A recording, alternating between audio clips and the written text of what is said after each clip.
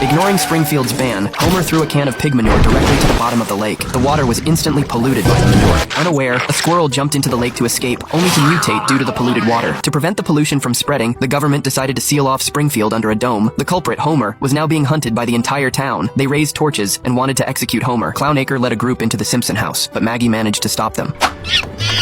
Neighbor Flanders built a passage with wooden planks, allowing the family to escape through the window. The angry townspeople aimed to shoot the Simpsons down with arrows, but fortunately, the pig pushed the planks out of the way in time. Homer tried to drive the family out of there, but the furious townspeople lifted their car, planning to hang the Simpsons. Bart quickly led his family up to the treehouse to hide. The school bus driver, however, tried to uproot the treehouse with chains. At a critical moment, Maggie jumped into the sandpit, and in the blink of an eye, she found herself outside the dome. It turned out the sandpit connected to the outside world. Marge led the kids one by one to jump into the sandpit. Seeing this, Homer followed closely behind, mocking the angry townspeople as they left. Uh-oh. The sheriff fired his gun at the sandpit, but suddenly the sandpit began to collapse. A huge whirlpool sucked in their new home, and the opening was forever blocked by the debris. The government, receiving the news, sent troops to capture the Simpsons. But luckily, Marge hid in a nearby convenience store, successfully evading capture. Homer decided to take his family to Alaska to start a new life. Homer brought his family to an amusement park to participate in a competition. All they had to do was ride a motorcycle around a ball cage to win a car. Homer took all his savings to try, but failed 3 times in a row. The owner decided to give Homer one last chance. Lisa, standing by, offered some advice. The Simpsons decided to drive to Las Vegas to seek refuge, but along the way, they saw wanted posters on the walls. Luckily, Marge and Bart worked together seamlessly, finally managing to escape once again. The Simpsons successfully made it to Alaska,